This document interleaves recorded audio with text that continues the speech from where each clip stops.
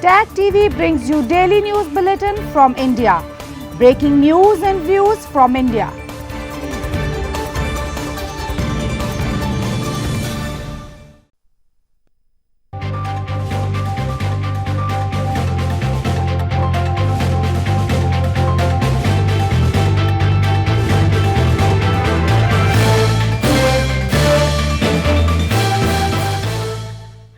Good evening. Welcome to South Asia Newsline. I'm Surbhi Sharma. Here are the top stories we are tracking for you on Thursday, the 4th of July. Economic survey tabled in Indian Parliament ahead of Union budget.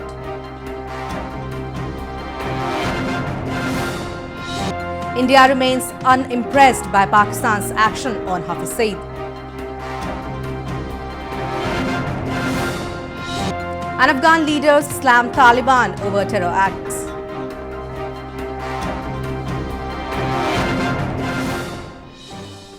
And now for all the details.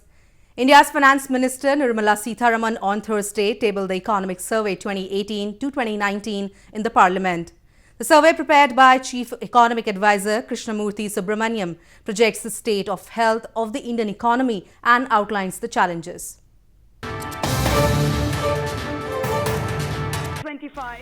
India's Finance Minister Nirmala Sitharaman on Thursday tabled the Economic Survey for the year 2018-19 in Indian Parliament, a day ahead of the announcement of the Union budget. The Economic Survey 2018-19 has been prepared by Chief Economic Advisor or CEC Krishnamurthy Subramanian. During a press conference in New Delhi on Thursday, Subramanian said that the Economic Survey makes a concerted effort for India to become a $5 trillion economy by 2025. The Economic Survey's intent is to lay out a medium-term objective to ensure that the various challenges that are there of jobs, demand, exports, etc., all those are viewed as a system, and through investment, especially private investment, we create the conditions for all these macro variables to move in a positive direction. Economic Survey for the year 2018-19 says that to become a $5 trillion economy by 2025, India needs to sustain a GDP growth rate of 8%. It says that oil prices are expected to decline in 2019-20 and government policies are expected to further lift restrictions on FDI inflows. The survey provides an authoritative, detailed and official annual summary of the current state of the Indian economy, which will act as a policy guideline to the Union budget. Rahul Gandhi, leader of India's opposition Congress party, announced his resignation as the party chief on Wednesday after he took responsibility for losing the general election. A day after his decision, his sister Priyanka Gandhi took to Twitter and lauded him for his courageous decision.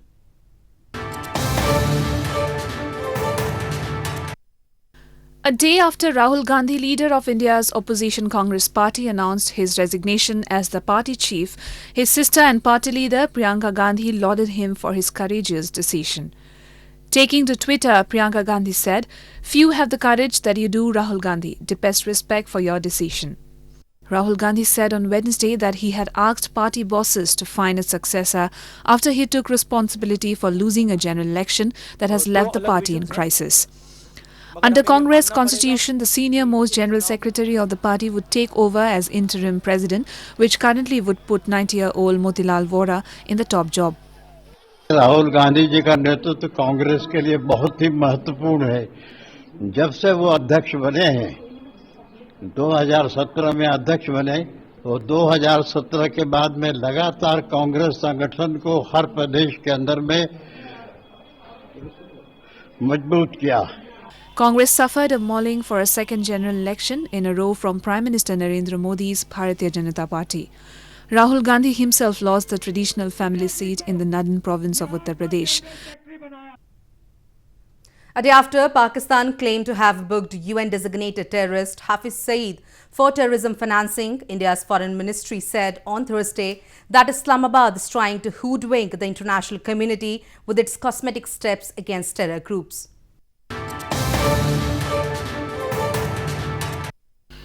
Pakistan is trying to hoodwink the international community with its cosmetic steps against terror groups, India's Foreign Ministry spokesperson Ravish Kumar said on Thursday. The response came after Pakistan claimed that it has booked 2008 Mumbai attacks mastermind Hafiz Saeed and 12 of his close associates for terrorism financing in 23 cases amid growing international pressure to act against militant groups. Ravish Kumar said Pakistan's denial of presence of 1993 Mumbai attacks mastermind Dawit Ibrahim on its soil also shows its double standards. Let us not get fooled by these cosmetic steps. You see, I think we have seen the course of such convictions in the past. We have seen where it goes, where it is headed. Pakistan's sincerity to take action against terrorist and terror groups will be judged on the basis of their ability to demonstrate verifiable, credible and irreversible action against terror and terrorist groups operating from their soil. Hafiz Saeed, founder of Lashkar-e-Taiba or LAT terror group, is a UN-designated global terrorist. He has been freed by Pakistani courts after being detained at his home several times in the past.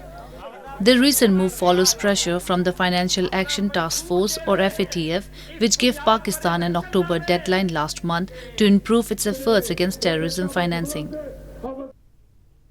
In news from Pakistan, the International Monetary Fund approved a $6 billion loan package for Pakistan on Wednesday to rein in mounting debts and stave off a looming balance of payment crisis. This is Pakistan's 13th IMF bailout since the late 1980s. The International Monetary Fund or IMF Executive Board approved a 3-year $6 billion loan package for Pakistan on Wednesday to rein in mounting debts and stave off a looming balance of payments crisis in exchange for tough austerity measures. Pakistan is facing significant economic challenges on the back of large fiscal and financial needs and weak and unbalanced growth, IMF First Deputy Managing Director David Lipton said in a statement.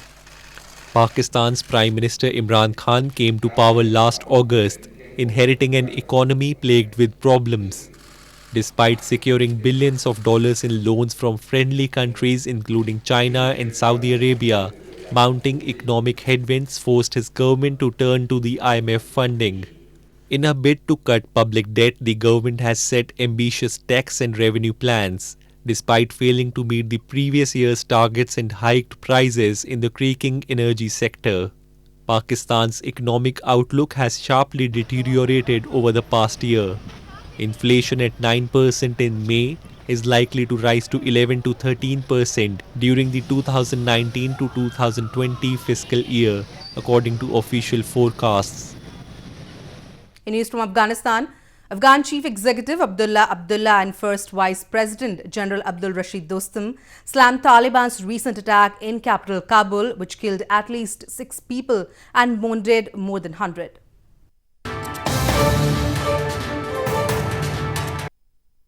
Afghanistan's Chief Executive Abdullah Abdullah was welcomed by First Vice President General Abdul Rashid Dostum in Afghanistan's northern Sherbagan city on Wednesday.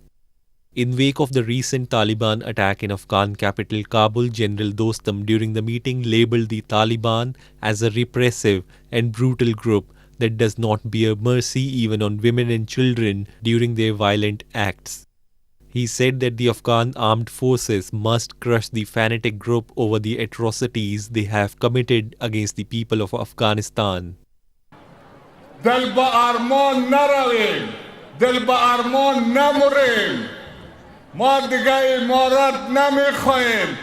بگذارین انتقام ملت و بیچاره افغانستان که همه روز با خاک خون میکشند انتقام باید بگیریم. Meanwhile, Abdullah also lashed out at the Taliban, saying recent suicide attacks indicate that the resurgent group has no will for peace to be maintained in Afghanistan.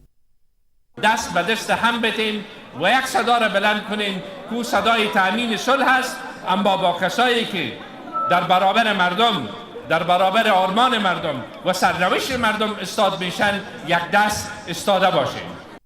The Taliban on Monday launched a brazen attack on a military installation in Kabul, killing at least 6 people and wounding over 100.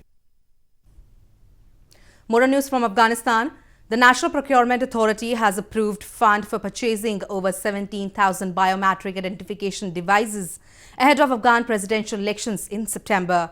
The controversial biometric devices were first used in the parliamentary elections last year, which were marred by widespread allegations of fraud and rigging.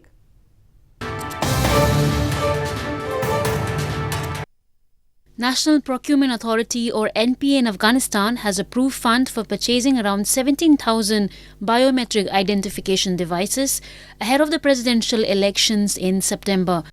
The approval comes after the use of biometric devices sparked major controversies during last year's parliamentary elections, which were marred by widespread allegations of fraud and rigging.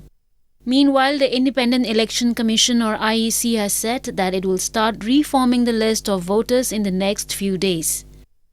کمیسیون تدارکات ملی در یک جلسه فوق‌العاده درخواست کمیسیون مستقل انتخابات مبنی بر تهیه و تدارک 17865 دستگاه بایومتریک مع ملحقاتش که شامل پاور بانک، پرنتر و کاغذش میشد به ارزش بیش از 14.14 میلیون یورو منظور کرد. کمپانی خودش با ما همکاری میکنه و تمام ترنینگ‌ها با عهده خود کمپانی هست که اینا با ما آموزش میدن برای کسایی که روز انتخابات ترنرهای ما هستن اینا باید ترنینگ خوبتر و بهتر ببینن.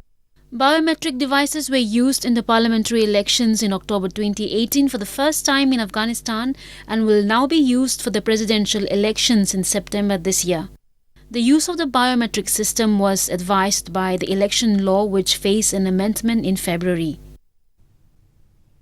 In East from Bangladesh, a Bangladeshi court on Wednesday sentenced 9 members of the main opposition party to death for planning attack against Prime Minister Sheikh Hasina 25 years ago.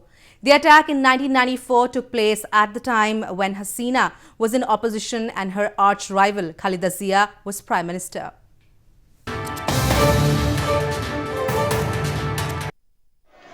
A Bangladeshi court on Wednesday sentenced 9 members of the main opposition party to death and handed life terms to another 25 for attempting to kill Prime Minister Sheikh Hasina 25 years ago. 13 people were also jailed for 10 years for their part in the attack on a train carrying Hasina in 1994, a government lawyer said. Hasina was also targeted in 2004 when attackers threw grenades at a rally in Dhaka, killing 24 people and wounding more than 500. Hasina was in opposition and her arch-rival Khalida Zia was Prime Minister at that time of the attack.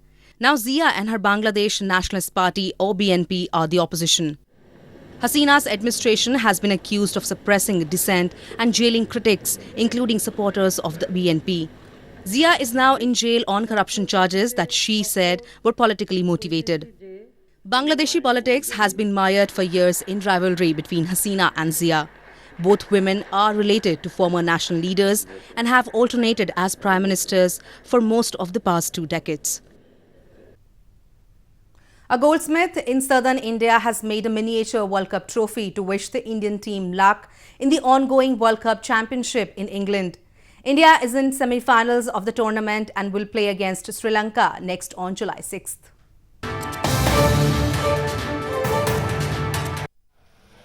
A goldsmith in India's southern Bengaluru city has made a miniature World Cup trophy to wish the Indian team luck in the ongoing World Cup Championship in England.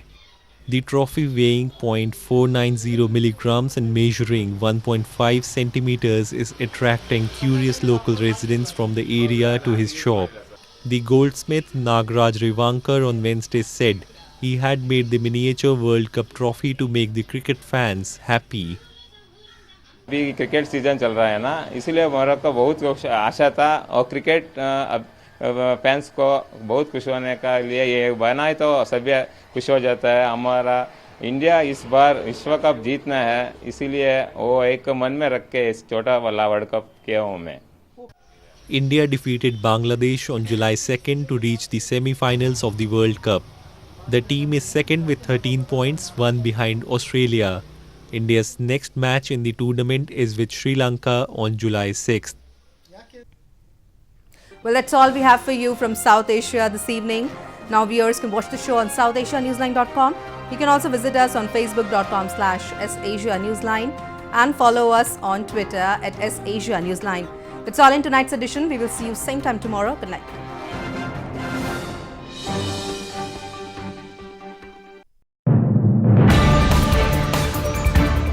Tag TV brings you daily news bulletin from India. Breaking news and views from India.